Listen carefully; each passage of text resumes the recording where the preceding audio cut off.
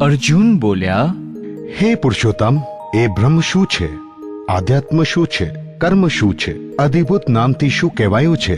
અને અધિદેવ કોને કહે છે?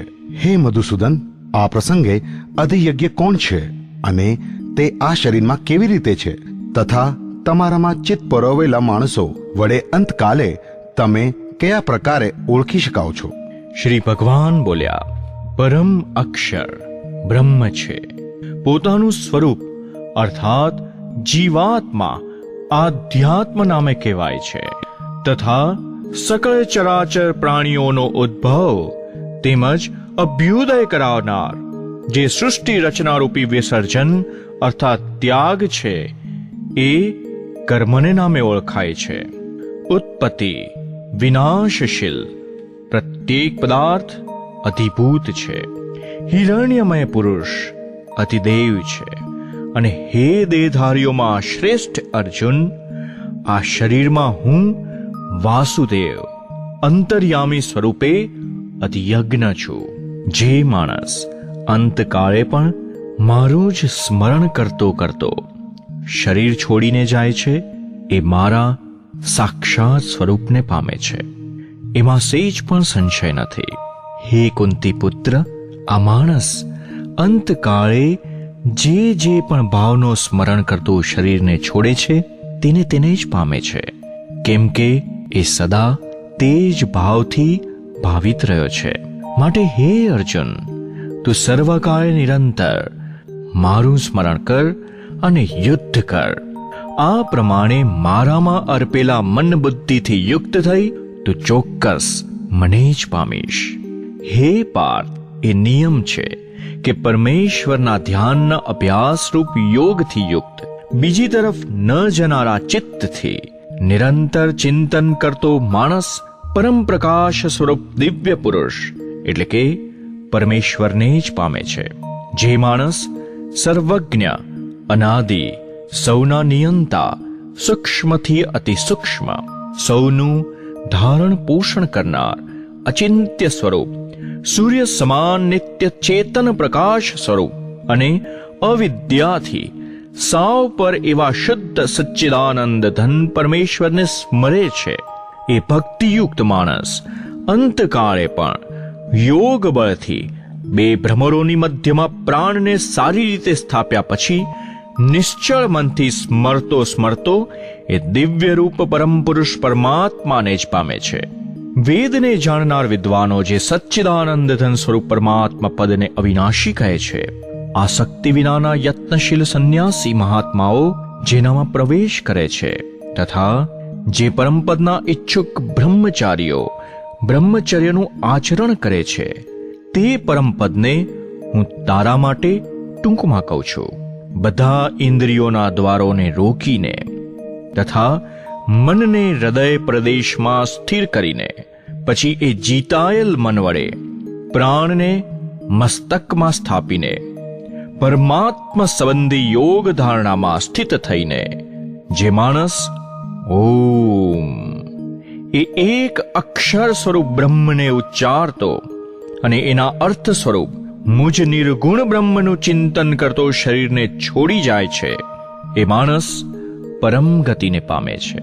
હે પૃથા પુત્ર, જે માણસ મારામાં અનન્ય ચિત્ત થઈને સદાય નિરંતર મુજ પુરુષોત્તમને સ્મરે છે, એ નિત્ય નિરંતર મારામાં જોડાયેલ યોગીઓને માટે હું સુલભ છું. એટલે કે એને સહજ રીતે મળી જાઉં છું. પરમ સિદ્ધિને પામેલા મહાત્માઓ મને પામીને દુઃખોના રહેઠાણ તેમજ ક્ષણભંગુર એવા પુનર્જન્મને નથી પામતા. હે અર્જુન, બ્રહ્મલોક સુધીના સમસ્ત લોકો પુનરાવર્તી છે, પરંતુ હે કુંતી પુત્ર, મને પામીને પુનર્જન્મ નથી થતો. કેમ કે હું કાલાતીત છું અને બ્રહ્મા આદિના લોકો કાળ દ્વારા સીમિત હોવાથી અનિત્ય છે. બ્રહ્માનો જે એક દિવસ છે એને સત્ય, ત્રેતા, દ્વાપર અને કળિયુગ એ 4 યુગના 1000 વાર થતા આવર્તનમાં લાગતા સમય જેટલો છે. તેમજ એમની રાત્રિને પણ એટલી જ એટલે કે 1000 ચતુર્યુગના સમય જેટલી અર્થાત બ્રહ્મલોકનો પણ અંત આવતો હોવાને લીધે એ પણ વિનાશશીલ તથા અનિત્ય છે. એમ જેઓ તત્વથી જાણે છે એ યોગીનો કાળના તત્વને જાણનારા છે. બધા જીવો બ્રહ્માનો દિવસ શરૂ થતા અવ્યક્તથી અર્થાત બ્રહ્માના સૂક્ષ્મ શરીરથી ઉત્પન્ન થાય છે અને બ્રહ્માની રાત્રિ થતા એ અવ્યક્ત નામના બ્રહ્માના સૂક્ષ્મ શરીરમાં જ લીન થઈ જાય છે. હે પાર્થ, એ જ આ ભૂત સમુદાય વારંવાર ઉત્પન્ન થઈને પ્રકૃતિને વશ થયેલો બ્રહ્માની રાત્રિ થતા લય પામે છે અને દિવસ શરૂ થતા ફરીથી ઉત્પન્ન થાય છે. પરંતુ એ અવ્યક્ત કરતાંય સાવ પર એવો અન્ય એટલે કે વિલક્ષણ જે સનાતન અવ્યક્ત ભાવ છે એ પરમ દિવ્ય પુરુષ સઘળા જીવોના નષ્ટ થવા છતાંય નાશ નથી પામતો. જે અવ્યક્ત અક્ષર એવા નામે કહેવાયો છે એ જ અક્ષર નામના અવ્યક્ત ભાવને પરમ ગતિ કહે છે. તથા જે સનાતન અવ્યક્ત ભાવને પામીને માણસો પાછા આવતા નથી એ મારું પરમધામ છે. હે પાર્થ, પૃથા પુત્ર, જે પરમાત્માની અંતર્ગત સર્વભૂતો છે તથા જે સચ્ચિદાનંદ ધન પરમાત્માથી આ આખું જગત પરિપૂર્ણ છે એ સનાતન અવ્યક્ત પરમ પુરુષ તો અનન્ય ભક્તિથી જ પામી શકાય છે. હે ભરત શ્રેષ્ઠ, જે કાળે શરીર છોડીને જનારા યોગીજનો પરત ન આવનારી ગતિને પામે છે અને જે કાળે જનારા પરત આવનારી ગતિને જ પ્રાપ્ત થાય છે એ કાળને એટલે કે બે માર્ગોને કહીશ. આ બે માર્ગમાંથી જે માર્ગે જ્યોતિર્મય અગ્નિ અભિમાની દેવતા છે, દિવસનો અભિમાની દેવતા છે, શુક્લ પક્ષનો અભિમાની દેવતા છે અને ઉત્તરાયણના 6 મહિનાઓ અભિમાની દેવતા છે. આ માર્ગે મૃત્યુ પામીને જનારા બ્રહ્મવેતા યોગીજનો આ દેવતાઓ દ્વારા ક્રમે ક્રમે થઈ બ્રહ્મને પામે છે.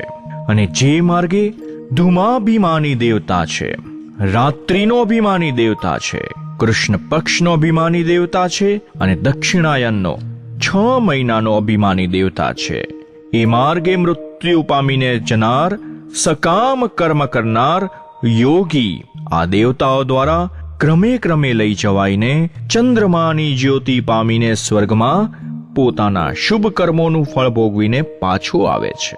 કેમ કે જગતના આ બે પ્રકારના શુક્લ અને કૃષ્ણ અર્થાત દેવાયન અને પિતૃયાન માર્ગ સનાતન મનાયા છે. આ બેમાંથી એક માર્ગ દ્વારા જનાર જ્યાંથી પાછું નથી ફરવું પડતું એ પરમ ગતિને પામે છે અને બીજા માર્ગ પર જનાર ફરીથી પાછો આવે છે એટલે કે જન્મ મરણને પામે છે. હે પાર્થ, આ પ્રમાણે આ બે માર્ગોને તત્વથી જાણીને કોઈ પણ યોગી મોહિત નથી થતો.